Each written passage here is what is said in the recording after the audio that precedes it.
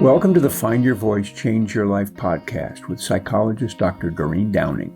Listen in as Doreen interviews people who felt they didn't have a voice or who suffered extreme speaking anxiety.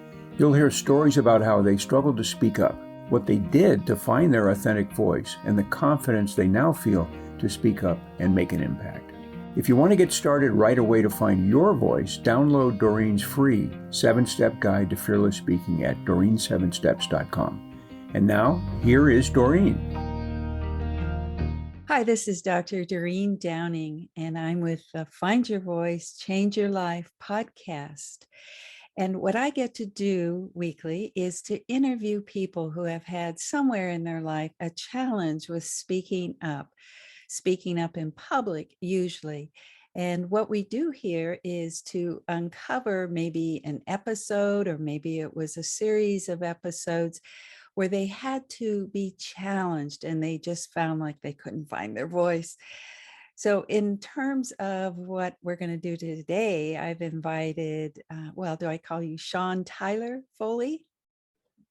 You can definitely call me Tyler. It would make my mother more than happy, but Tyler amongst friends. And if you were to ask my wife who she was married to, Doreen, she would say Tyler. So Tyler amongst friends, and you and I are that. So Tyler, if it works for you.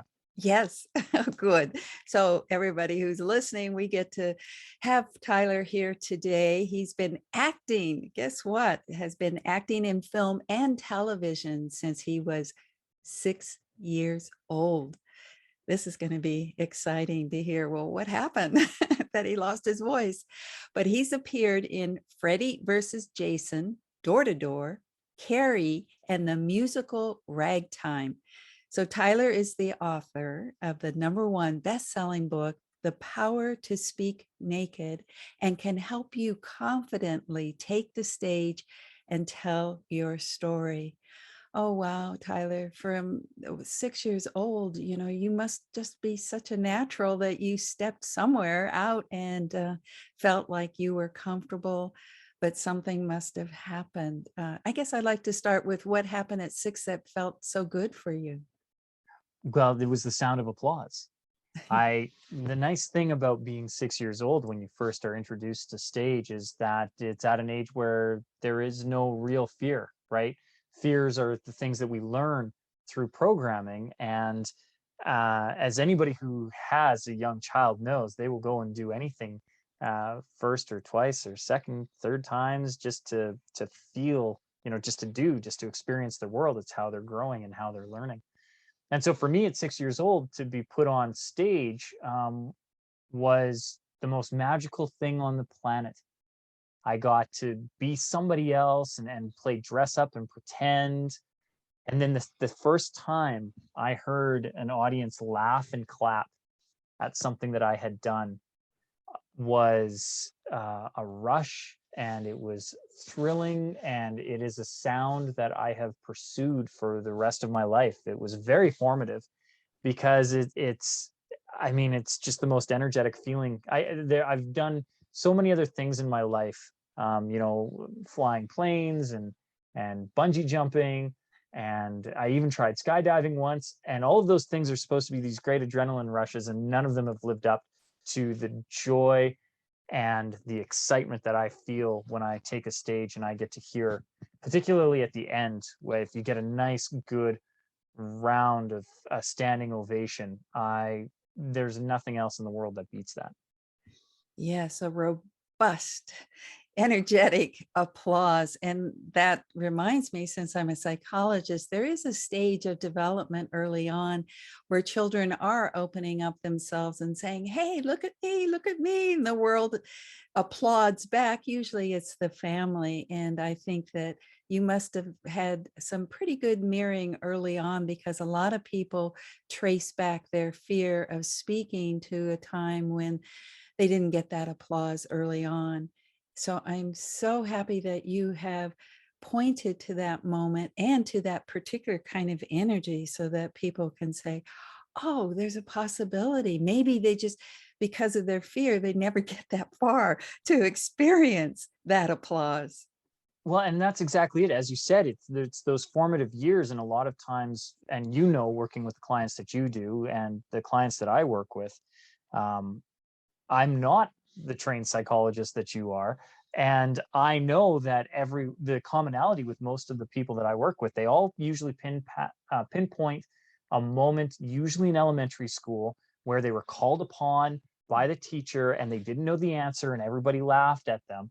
And it was that spotlight, that center of attention and not knowing that has usually been this fear, or as you pointed out, um, a little bit earlier on, more formative in that 3 to 5 range, where they've been told to be shh, you need to be quiet, seen, not heard, and they've lost the power within their voice, or more specifically, they've given up the power of their voice.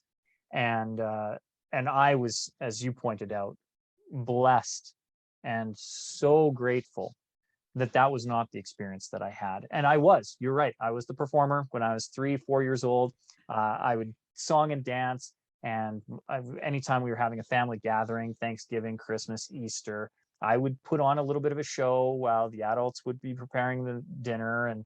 And I remember being very young and receiving my first magic kit, the little, 3 or 4 magic tricks that I could perform, make a ball float upside down and pull a rabbit out of the hat and fun stuff like that. And I always would show people how to do it. And then I learned how to play piano very young too. And I've always been very musically inclined. So to have that supported and encouraged was a blessing, because when I finally did experience my first bout of stage fright, it was foreign and uncomfortable, but it wasn't my only association with speaking on stage. I had so much positive reinforcement, 8 years of it, in fact, that by the time this first experience came, it was abnormal and did not become the focus of my attention. I didn't think that's what the public eye was. To me, the public eye was this joyous thing. So this was different and weird. And I knew that I didn't want to feel that again, but I also knew that the stage wasn't what caused it. This is great, as listeners are going to say, well, why are we listening to you? Because we have stage fright. But I think what you're also offering, however, to people is that there is a possibility for it to be joyous, and learning from you or learning from me or whoever the teachers are, that they can find that there will be the possibility of a breakthrough. But because we are talking about fear and where it felt like you didn't have a voice, let's go back to that and tell the story of what went on. You said you were 8 years old? No, I was actually 14. So I had 8 years from the time I was 6 to the time I was 14 of not actually experiencing stage fright, of looking forward to stages. I remember my music teacher actually put me in the 4th grade. So I think you're about 9 or 10 years old at that point, into a regional speech competition, just because she knew that nobody else wanted to do it. They were too shy or stage fright, or, had a hard time with their voice. And it was just something that I wanted to do. And so, I won the regional speech competition, went on to the provincials and did that. And then at that point, there was no nationals when you're 10. It was just the regional and then the provincial. And I remember winning the Qantas Festival that year and being hooked. But when I was 14, because I had been doing these speech competitions regularly and they had me memorize poems and it was just kind of part of the work, I would often be asked to present at the Memorial Day presentations or Remembrance Day presentations. And I would read, more specifically recite from memory, in Flanders Fields.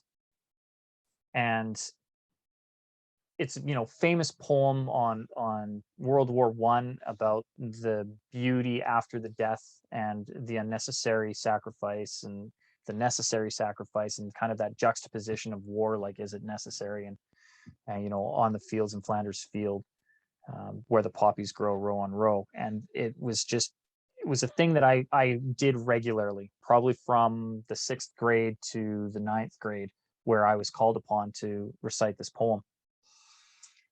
And when I was 14, 9th grade, it had become old hat to me. Like, it was just a thing, right? Oh, you just go and you do the poem, you read it and call it a day. And so I remember not even really going over the poem, like not even reading it or reviewing it, which was first mistake, very little prep work with it. And I remember distinctly for the first time that I'd done it. Usually it was just my peers, right? We'd have an elementary school assembly, and you would have just the students were who I would read this to. And then for this particular assembly, we brought and invited veterans from the care facility that had come. And so there was, a whole series of them that they all had the medals on, and they were in their dress uniform. And I remember this one gentleman that they wheeled in. He was in a wheelchair, and they brought him right to the front, and he was like basically right in my eye line. Everyone else was kind of off to the side, but this gentleman was like square in front of the podium. And he had these steely blue eyes and a massive medals on his chest, and his uniform was tightly pressed. And he had this cane. And I don't know if he used the cane to get in and out of the wheelchair, like from a vehicle or something like that, but he had this walking cane. And I remember as they were announcing me to come up and read the poem, he leaned forward on it, and his eyes just pierced my soul. And in that instant, I remember thinking to myself, this man has seen the war. He's experienced loss. Who am I? I'm 14. I don't know about war. I've never even, at that point, I barely held a gun. The most I had done was held a .22 shooting gophers on my farm, right? Like, this man actually pointed a weapon at another human being and potentially took their life. If anything, he's seen life lost around him. I have not. And all of these thoughts are running through my head. And what should have come out was, in Flanders fields, the poppies blow, between the crosses, row on row, that mark our place, and in the sky the larks still bravely singing fly, scarce heard amid the guns below. And what actually came out was dead silence. Oh. Because I couldn't remember in Flanders fields. I couldn't get the beginning of the poem, and I couldn't get the rhythm, and I couldn't find the bit. And so I remember being like, the poppies, and that's all I could think of was the poppies, and knowing that isn't how it started. And this man is looking at me, and now all of a sudden I'm seeing everyone else who's looking at me, and I don't know the words. And thankfully, my vice principal came to my aid and kind of brushed me aside. He had a copy of the poem. He's like, here, go read it, and I got to look at it, and he did a little other introduction and then brought me back on, and I was able to read it from the page. But it was a beautiful lesson for me, because again, I had been spoiled. 8 years, I'd never experienced anything like that. And now I understood what people were talking about stage fright. Like, everything that they talked about happened. I'd gone flush. And I didn't know how your body could be hot and cold at the same time. My hands were freezing cold. My face and my ears were flushed red hot. My heart was beating 1,000 miles a minute. And yet I had absolutely no saliva in my mouth, but somehow I was still spitting a lot. And none of these things made any sense to me until I was able to look back on it in reflection many, many years later onto what some of those triggers were, why I actually experienced that. And it was an experience that I have dedicated my life to never feeling again. Yes. Oh my, what a description. That steely-eyed veteran in front of you it sounds like that was the trigger, and you comparing yourself and feeling like, it seems like it goes beyond being judged by this man. It's something about the comparison and knowing you were less than him. I'm trying to Well, and what it pinpoint. was, so in reflection, and you're right, like it starts with that judgment piece. As you and I both know, that's usually where that fear of public speaking comes from. It's that fear of judgment. And for me, what it was I definitely felt less than, in that I think my concern was that I hadn't given the poem the gravitas that it deserved. Because when I was doing it before, I was just saying words, and I said it pretty, but they were just words that didn't have really true meaning to me. And I think for the first time, it occurred to me that the author of the poet, John McCrae, had walked Flanders Fields when he penned this, and was taken by the loss. And it was in that recognition that I had not prepared, right? Like, what do these words mean? And what do these words mean to somebody who has actually been there and who's actually seen it? And I felt so insignificant in that moment, and frankly ashamed that I hadn't given it the gravity that it deserved, or the somber reflection perhaps that and it was a whole bunch of projection onto it. And but again, great learning lesson.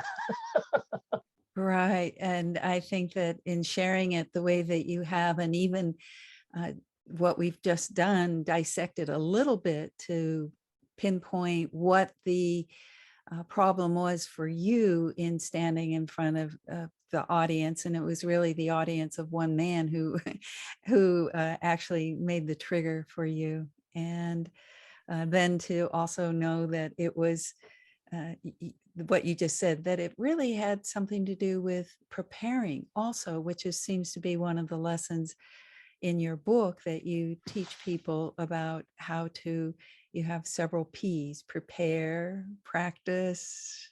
What else are they in your book? Let's move to what you teach then. Well, so we have the 4 P's and we have the 5 P's, and they're different. And anybody who's ever gone through, I grew up in a rural community, so I was part of the 4-H club. And so the 5 P's come from 4-H, and those are plan, prepare, practice, present. And I've added the 5th one, which is participate. And for me, I think it's that 5th one that is really key, because participating in your talk is important. Like, how do you show up, and how do you work with your audience? Because ultimately, in what we're doing right now, people are coming in to listen to Find Your Voice, Change Your Life, probably to do those 2 things. And it's incumbent on me as an invited guest to your platform to serve your audience to the best of my ability. And the drawback to this medium that you and I have is that we can't interact directly with the audience. So I'm relying on you to be a conduit for your audience, for me to interact with them. So how I am going to participate in this conversation is actively listening to the questions that you have, trying to present thoughtful information, and then be vulnerable with my responses. Give more than just the cursory information. If I was in a live scenario, I would invite questions from the audience. I would ask them to share how they are feeling. All of these things are critical in a truly good presentation. And the only way that you can effectively do that is by doing the other 4 P's: your plan, your prepare, your practice, and then the actual presentation itself, which requires your participation. So those are my 5 P's that I discuss in the book. Oh, well, I think the one that you highlighted just a second ago, participate, and then specifically how you gave some hints about what that means, is to really be somebody who is engaged and curious and involved, not only before you show up at whatever you've been invited to, which it sounds like you have done. Thank you very much, by the way. But to also, once you're there, to be willing to have a heart-to-heart with whoever it is in front of you, whether it's 100 people, 1,000 people, or just a couple of people at a meeting, or just me with you and I together here, creating a moment for our listeners. And I think already, my goodness, your ability to go into such graphic details about a personal experience, I think that will wake up people to know that, oh, other people have experienced the kinds of things that Tyler talked about, like that sweat and the whole image of cold hands and a flush, a hot red face and cold hands. And, there's so many other physical sensations that people feel when they think, not only think, but, when they find themselves in a speaking situation and go to fear. So you've written a book, and The Power to Speak Naked. And so tell us about that, because people are probably going, what does that mean? Well, and I'm glad you asked, because it does have many layers to the title. The first one is poking a little bit of fun at what, in my opinion, is the worst advice given to people when they're trying to public speak. And that is to picture your audience in their underwear, or picture your audience naked. To me, it's such a disservice to everyone involved in that scenario. It's not doing you any good. It's wasting brain power. It's not really honoring or servicing your audience in any particular fashion. Frankly, I find it insulting and a little bit degrading to your audience too. Like, why would you try to draw? I think that the nexus of that advice is to try and draw comfort from somebody else's discomfort, which is I don't know if it's narcissistic or if it's masochistic or if it's both, but either way, it's not serving your audience. One of the best ways to serve your audience is to love your audience, and one of the best ways to love your audience is to empower them, not to strip it away. And so I do not like that advice. And when we were coming up with the title for the book, somebody had brought up that as advice, and I had gone on a tirade very similar to what I just did. And I said, I would rather empower you to speak naked on stage than for you to waste even an ounce of brain matter on picturing your audience naked. And as soon as I said it, everybody was like, the power to speak naked, that's good. And then as we explored kind of what that meant to me, it really started to unfold. So on a next level, just below the surface of, the poking fun, I believe that people should be able to give a naked presentation. And by that, I mean stripped of all gimmick. So you don't need the PowerPoint. You don't need props. You don't need AV. A lot of your listeners who are listening to Find Your Voice right now are just listening, right? There's no video component to a portion of your audience. They're listening to this on a device, on a podcast. And yet I would hope that the conversation that we're having, Doreen, is serving them, that they're getting value out of this, and yet they have no visual to go with it. And that's the true power of communication, when I can give a talk, I can give a presentation, and I can keep you captivated even without the gimmicks. I don't need a big presentation screen. I don't need props. I don't need all of the fluff. Right? Take it back to primal days when I would stand, not even at a lectern, but just in front of a group and say, this is what I've discovered. This is how I feel. This is something to know. And have a real, true naked presentation. The surface below that is that I strongly feel that the things that we're afraid to say are what our ideal audience needs to hear. And when we covet this information and we keep it close to our chest and we don't express those things, not only are we doing ourselves a disservice, and again, being a trained psychologist, you will know this far better than I do. I know this through intuition, you know it through actual training, that can have negative health effects on us when we try to keep those things bottled up. And there is a catharsis in letting some of that information go. And I want to be really clear with your audience. I'm not saying to go out and start spilling your deepest, darkest secrets. That is not the intent of what I'm saying. What I'm saying is, even in telling just a simple story, you're probably holding back minor details that could add so much rich context to it, but you're afraid of the judgment that will come if you say, this is how I felt about this, or this is what I saw, or this is what I experienced. But when we share those details, that's where we find the humanity in the story. It's where we find connection. It's where we find empathy. It's where we find our sympathy. All of these things come when we can humanize ourselves by speaking the raw, naked truth, the reality of the situation, how we experienced something, as opposed to the doctored, redacted, and edited version that maybe we want the world to see because it looks polished. And so I want people to be able to speak the raw, naked truth to their audience, because that's where we truly find change. That's where we can find acceptance. And that's when you can really actually move and make somebody better through presenting an idea that is powerful. And then on the very, very deep surface, I would love if I was so effective as a public speaking coach that one of my clients one day could take the stage in the emperor's new clothes and never care, because they were so confident in their messaging and they were so engaging with how they did it that nobody would pay attention to the fact that they were stark naked on stage, and they would yet instead be enraptured by the power of their voice that they never even noticed, that they could walk on stage and walk off stage completely naked and have people go, that was incredible. Did you see his outfit? No. Did you?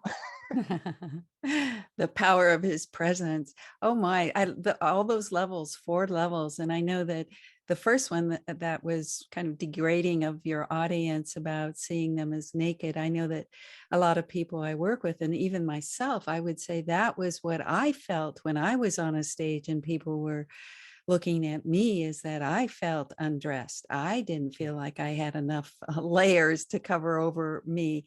And so this layers that you talk about from the title of your book, The Power to Speak Naked, I think illustrate not only that first level of, oh, you can be in front of an audience and feel like you are there more fully sharing your, not only just your information, but your presence, your love, your heart, your humanity. And I think that your explanation is going to go far today to help people see those kinds of opportunities, what is available to them by speaking, and it's layered. Well, and as you said, there is an abundance of opportunity. Anytime you find yourself censoring your voice, that was an opportunity to speak up. Yeah. And it doesn't have to be in the boardroom. It doesn't have to be in front of a lectern. These are the everyday conversations we're having with our spouse, with our child, with our loved one, with colleagues at work. And again, I'm not saying that you need to suddenly have this blunt honesty that can all borderline be offensive. What I'm saying is, be conscious of why you're feeling the need to censor those words or to omit details, because it's in those tough conversations where we have the most growth, where we have the most change. And if you can get comfortable in the one-on-one scenarios, it's amazing what you can then accomplish on the one-on-many. One of the greatest gifts that I get to receive is when I have trained somebody who has a powerful message, to be able to take the stage and really impact multiple lives instead of just the one-on-one work that they're used to doing. And that ripple effect, when they can affect change in the way a group of people think as opposed to just an individual thinks, is powerful. But it starts with those, being able to have conversations in the right way with the people closest to us. And if you can have those are usually the harder ones to have than to speak to a group. Whole bunch of strangers, they're usually on your side and you're the authority. So it's real easy at that point to step into that role once you've become accustomed to the feeling, and in part change. Those conversations are the easy ones to have. I'd much rather speak to a crowd of 1,000 than have to have a tough conversation with my wife or my mom. Yes, and I think what you've just done, though, is to say, hey, folks, you may be feeling like you can't speak in public, but let's start somewhere else. Are you really free to be more fully yourself expressed in one-on-one relationships, your personal relationships? Let's find the ways in which you hold yourself back any place, anytime. And the other thing that you mentioned, and it brings to my mind, is celebrating the successes that you have when you do speak in public, because we actually speak in public a lot and don't realize it. Yes. The next time you go to a restaurant and order food, if you don't know who your wait staff is, you just spoke to a stranger in public. That's public speaking to strangers. Like, give yourself a clap on the back. I say this to a lot of my clients and they kind of roll their eyes. They're like, oh, that's so ridiculous. But I'm like, no, but you've claimed to have this crippling fear of public speaking, terrifying fear of public speaking. And yet you've been to a restaurant 3 times this week, have been into the bank once, have been grocery shopping 3 or 4 times and checked out because you didn't get arrested for shoplifting. All of these required some form of public vocalization or speaking in public. And as soon as you can frame it that way, then they understand that they're not actually afraid of public speaking, and that it's a misdiagnosis. I often ache it, and forgive me because with a medical background, this is definitely oversimplification, but it's like having heartburn and diagnosing yourself with a heart attack, and you're running around trying to find defibrillators when all you need is a little bit of Pepto-Bismol. And these people, and most of my clients have started with this terrifying fear of public speaking. And the reality is they're actually afraid of public judgment. And it's real easy to tackle that fear of public judgment as soon as they recognize that as soon as they were given the opportunity to speak, that made them the authority. And nobody shows up to something because they don't want to be there. Even if you are told, voluntold at your office that you have to give a presentation and everybody else has to attend said presentation, you were picked because you were the subject matter expert, or they would have picked somebody else. And the people who are being forced to come are still choosing to be there. So at best, they're passively indifferent to your message. All you have to do is show up and inform them of what you need to do, or they wouldn't have gone. Right? People do not do the things they don't want to do. They would have come up with an excuse. I have a dentist appointment, or I've got this luncheon meeting. I've got a client thing. I can't come to the meeting. They will not show up. So if the audience is there, the audience is on your side. And if you are asked to do it, you are the subject matter expert. And now it becomes a place of power as opposed to vulnerability. And you just have to show up and deliver. I hope people just heard that, a place of power. And I think that, well, it feels like we could go on and on. We're nearing the end, and I'll need to bring this to a close, but the place of power as opposed to not having power. And I think that what you've talked about today is really related to people finding the power within, which they already have. It's just that they layer it over with fear. And what you're saying is, let's look at each layer of fear and confront it. And I feel like you've done that a lot today with facing it, uncovering it, and finding ways that we are already naturally every single day doing public speaking. Well, and I like to say that the best way to find confidence is through competence. And competence actually has a legal definition: adequately qualified, suitably trained with sufficient experience to perform the task with minimal or no supervision. And if we take that into consideration, what we need is that experience. Mm-hmm. And so many people try to minimize or reduce the experience that they actually have public speaking instead of acknowledging the wins that they've already accomplished. And when you look at it from that lens and perspective, you have tons of public speaking experience. So now it's just a matter of honing that craft and feeling more comfortable in doing it. You listen, everybody, you have tons of experience with public speaking. And that's Tyler Foley today talking to us about his journey, having started as somebody who really loved it and thrived on applause, kind of had a moment where it became evident to him that he could get afraid and then learned a lot about that fear and now teaches people. And could you tell us how people can get a hold of you, how they can find you, Tyler?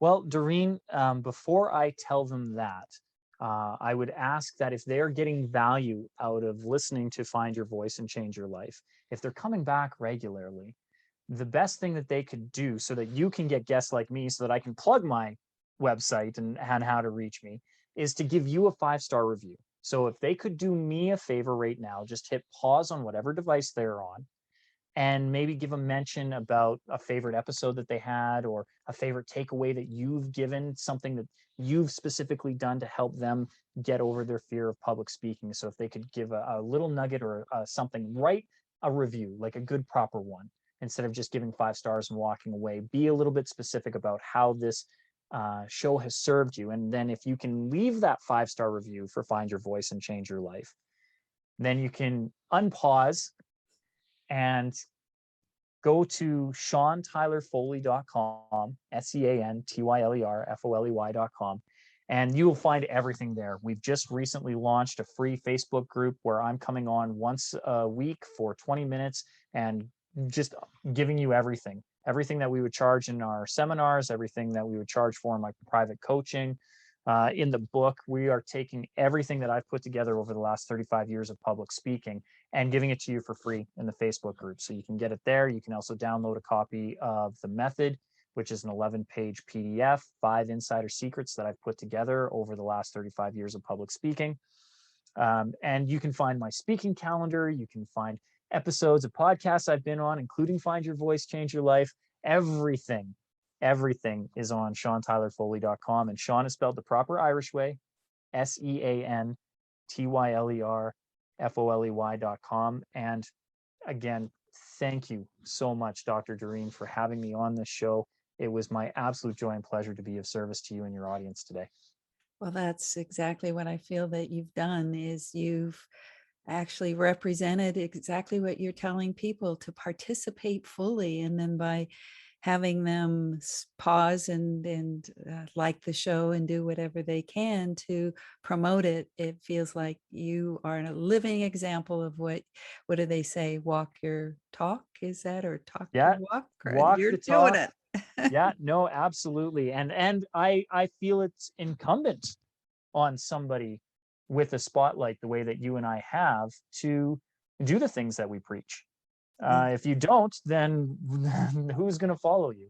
And I know that the only way that I can have an impact is to get people to see that their voice matters. And that's why I was so grateful to be on your show, because it is the message that you have, that you can change your life if you can find your voice. And not only find your voice, but know that when you speak, that you'll be heard. I mean, it's the dedication that I have in my book. You know, most of what I do is driven by my love of my daughter. And so my dedication in the book says, may you always have the courage to speak up for what you believe in, and the confidence that your voice will be heard. And to have the opportunity to come on your show with a very similar message was a joyous moment for me. So thank you for the opportunity and the platform. You're welcome. Those 2 words I'll take: courage and confidence. Thank you, Tyler. Thank you for being with us today for this episode of Find Your Voice, Change Your Life. Each person Doreen interviews shares what has helped them find their voice. You can learn from these guests and find your voice so you can be confident to speak up and speak out. And remember to download Doreen's free 7-step guide to fearless speaking at doreen7steps.com. We hope you enjoyed the show and will return next time. Until then, goodbye for now.